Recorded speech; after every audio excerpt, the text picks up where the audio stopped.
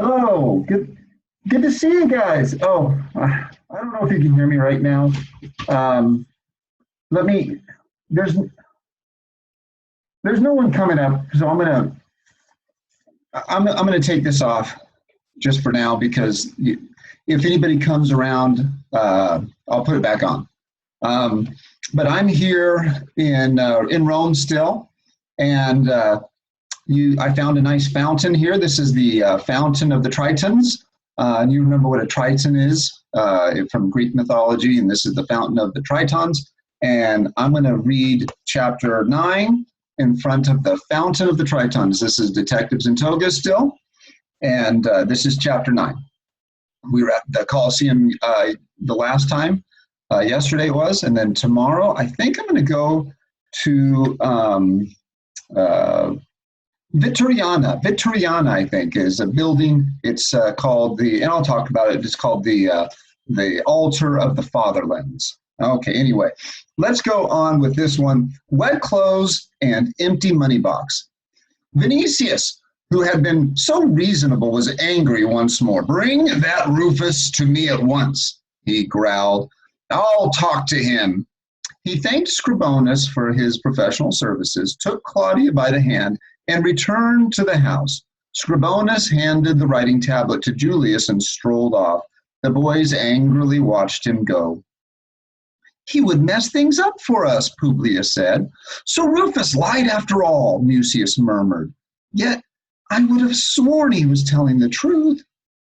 "What's the use now?" Julius said. "The die is cast and Scribonus has ruined our case. It looks bad for Rufus." "He can still run away," Flavius said. "It's too late for that now," Mucius said. "And he doesn't want to anyway. We'd better go and get him." This time, they were not in such a great hurry. Their footsteps lagged, and it took them nearly 15 minutes to reach Praetonius's house. Praetonius is Rufus's dad. The old white-bearded slave looked pale and troubled as he opened the door for them. "The gods be thanked you have come," he exclaimed. "My mistress has asked about you several times. Go in quickly. Something terrible has happened." Each of the boys felt a sinking sensation in the pit of his stomach.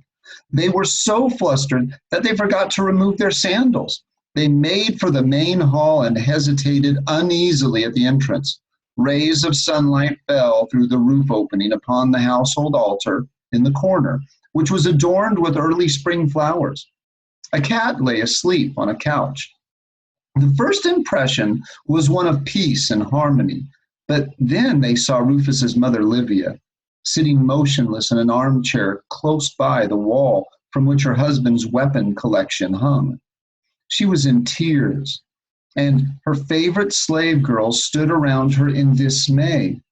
When Livia caught sight of the boys, she sprang to her feet and came toward them. "Rufus has been arrested," she said, struggling to steady her voice. The boys were speechless with horror. "You must help me," Livia pleaded. "You are all his friends, aren't you? You know he has done nothing bad. They say he is guilty of desecrating a temple. I cannot believe that. My son is no hoodlum. About half an hour ago, an army officer and 2 soldiers came to take him to prison. Rufus was in his room, but he must have heard us talking about him because he came out wrapped only in his blanket and asked, 'What's the matter, Mother?' The officer put a hand on his shoulder and said, 'You have insulted our emperor. You are under arrest.' Rufus wrenched away and came running to me, crying, 'I swear I didn't do it, Mother.' He was as white as this tunic of mine." He wanted to say more, but the officer shouted at him to be quiet and even threatened him with his sword. They led him away just as he was, without even giving him a chance to get dressed. I was nearly out of my mind. I would have run after them, but my girls held me back for fear I would be arrested too." "My poor boy," she sobbed. It can't be true." The boys looked down at the floor in embarrassment. At last, Mucius murmured, "Well, we did not believe it either." Livia gave him a look of gratitude. They tell me that you were here earlier, shortly before Rufus was arrested. Why was Rufus not in school? What has been going on? Mucius told her the story, with the other boys filling in his omissions. Livia listened more and more astonished. Rufus behaved very foolishly in school, she said sadly. But Caius also did wrong. He knows how much Rufus thinks of his father.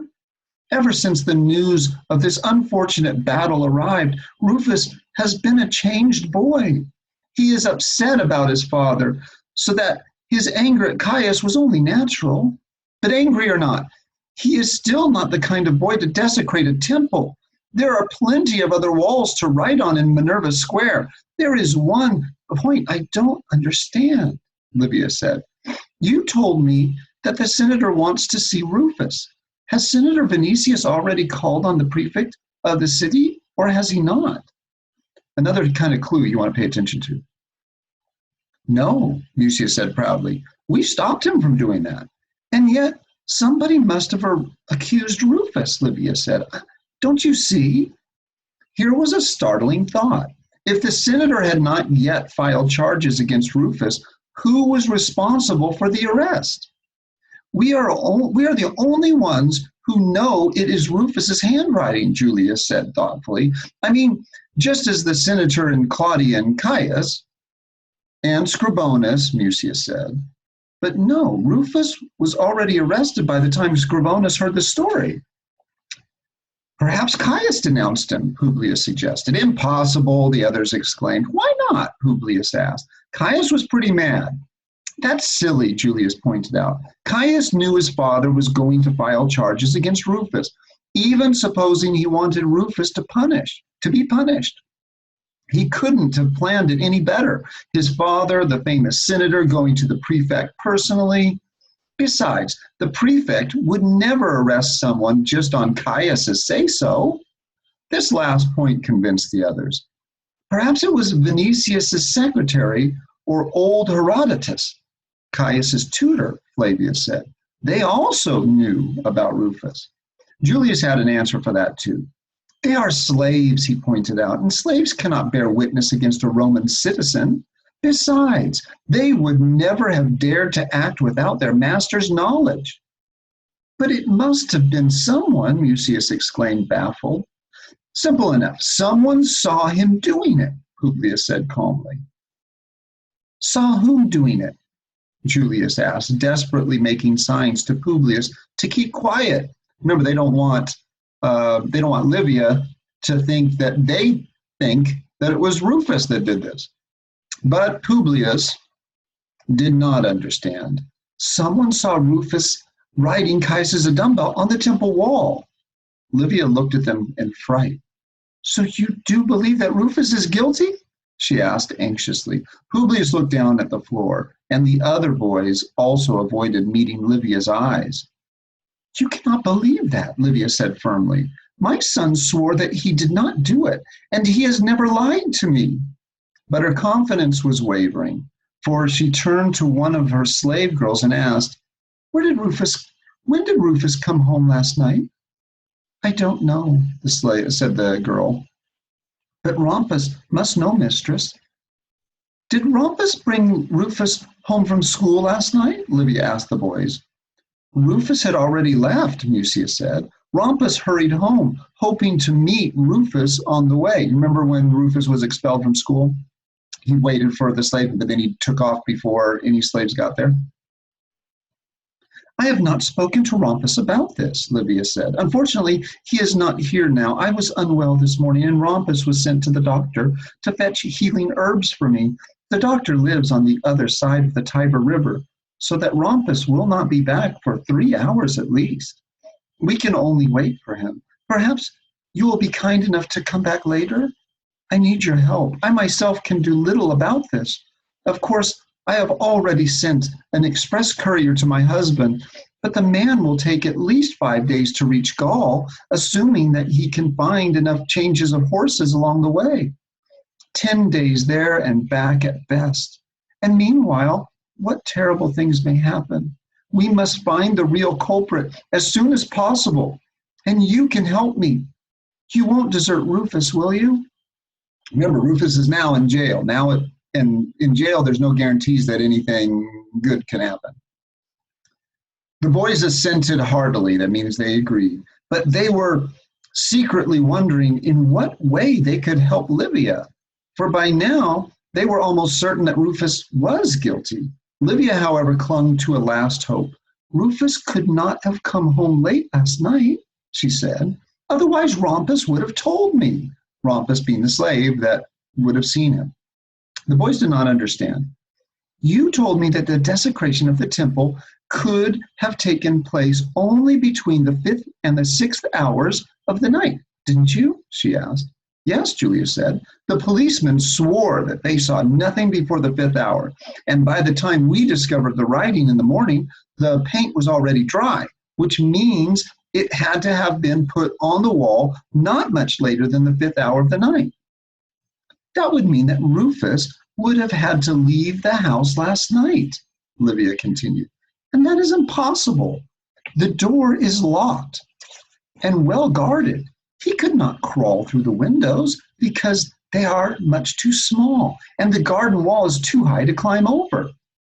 Once again, the boys were taken aback. From their own experience, they knew there was no chance of getting out of their own houses unnoticed late at night. Perhaps Rompus secretly let him out, Julia suggested. No, Livia said firmly. That is out of the question. I trust Rompus completely. He is utterly loyal to us. We could not have a better tutor for Rufus. Rompus is more a member of the family than a slave. My husband brought him back from Macedonia when he was still a boy, and we have raised him as if he were our own son. In fact, we intend to give him his freedom soon, and he will then be able to choose whether to stay with us or open a small shop somewhere in town. She sighed. I suppose it is best for you all to go home now. There is nothing we can do at the moment. We must wait to hear what Rompus has to say. We left our school things in Rufus's room. May we get them? Julius asked. Livia nodded. The boys hurried to Rufus's room, followed by Livia, who held the curtain aside for them so that they would have more light. The boys picked up their stuff and started to leave, but Mucius suddenly remembered his lantern. Remember the wrong lantern, chapter 1? Which Rufus had taken by mistake the night before. He looked around for it. Rufus's room was furnished with Spartan simplicity. Along one wall stood the bed, over which hung a portrait of Rufus's father in full general's uniform. Along the other wall was a small table, a hassock, and a shelf for school books and toys. He had no wardrobe. His clothes hung from big nails. What are you looking for? Julius asked. Oh, my lantern, Mucius said. Rufus took it with him last night by mistake. It was an expensive lantern that has my name engraved on it. My family will make a fuss if they notice that I don't have it. It ought to be around, Antonius said, peering about the room. What is it? Livia asked, coming in. I'm looking for my lantern, Mucius said, flushing. I lent it to Rufus, and I'd like to have it back. It must be among his things on the shelf, Livia said. Mucius rummaged, but found nothing on the shelf except Rufus's books and writing materials. 11 marbles, a top, several broken wooden soldiers, a small knife, a fragment of Alexandrian glass, and a money box for savings. Publius took the money box from his hand and shook it curiously. It's empty, he said, replacing it on the shelf. Meanwhile, Antonius had crawled under the bed. He emerged with a bundle of clothing.